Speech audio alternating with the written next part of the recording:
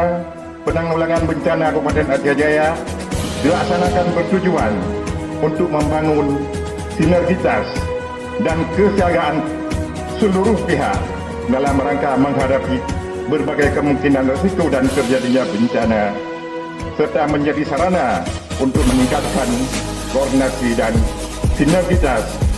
semua elemen dalam menghadapi potensi bencana yang akan terjadi di Kabupaten Aceh Jaya.